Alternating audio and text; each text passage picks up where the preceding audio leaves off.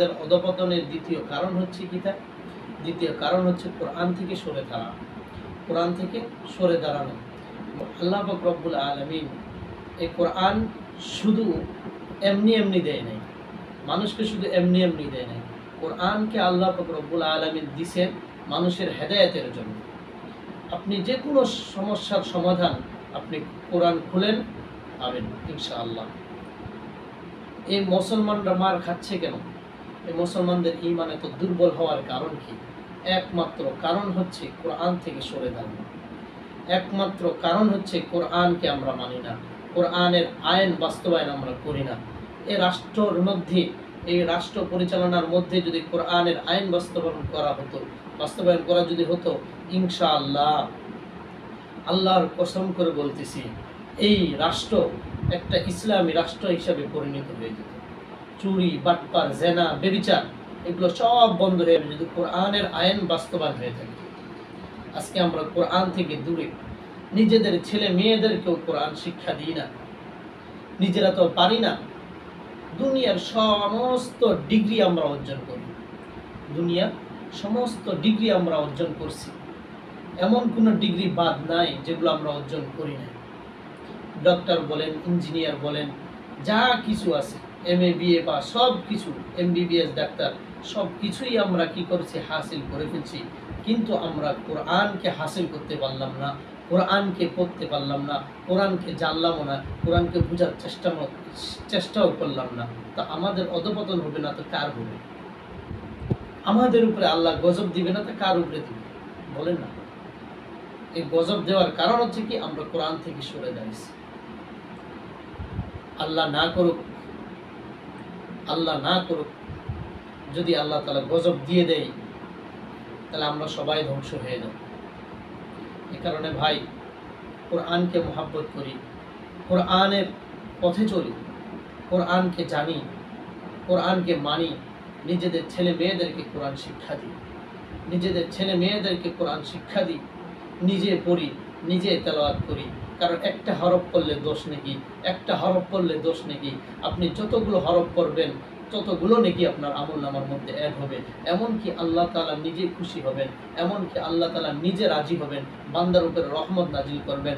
আল্লাহ পাক রব্বুল আলামিন বলছেন, বান্দা তুমি যদি আমার সাথে কথা বলতে চাও তাহলে তুমি কোরআন পড়ো, তুমি কোরআন পড়ো, তাহলে তুমি আমার সাথে কথা বলতে পারবা। এই কথাগুলো কার বলেন? এই কথাগুলো হচ্ছে কার? আল্লাহ পাক রব্বুল আলামিন, স্বয়ং আল্লাহ পাক রব্বুল আলামিনের কথাগুলো হচ্ছে কোরআনের মধ্যে আছে। আপনি কোরআন পড়েন, আল্লাহ পাক রব্বুল আলামিন আপনার উপরে রহমত নাজিল করবেন। একজন সাহাবা, রাসূলের যুগে একজন সাহাবা, তিনি রাত্রে সূরা কাহাফ পাঠ করতেছিলেন। সূরা কাহাফ পাঠ করতেছিলেন তিনি রাত্রে।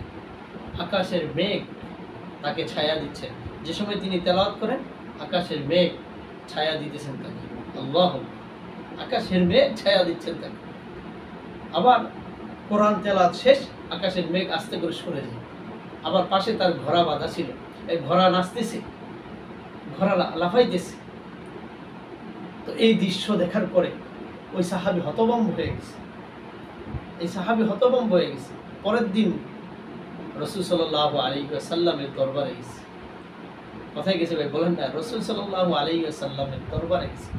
রাসূল সাল্লাল্লাহু আলাইহি ওয়াসাল্লামকে বলতেছে, ইয়া রাসূলুল্লাহ, আমি যে সময় কোরআন তেলাওয়াত করতেছিলাম তো দেখি আসমানের মেঘ আমাকে ছায়া দিচ্ছে। আমি আবার কোরআন তেলাওয়াত বন্ধ করে দিই, আসমানের মেঘ আমার থেকে চলে যায়। আবার আমার পাশে যে ঘোড়াটা ছিল, আমার ঘোড়া, এটা লাফাইতেছে। তখন আল্লাহ রাসূল সাল্লাল্লাহু আলাইহি ওয়াসাল্লাম বললেন যে, সাহাবী, এটা আল্লাহ পাক রব্বুল আলামিন সাকিনা নাজিল করছেন, রহমত নাজিল করছেন, এটা তোমাকে সচক্ষে দেখেছে।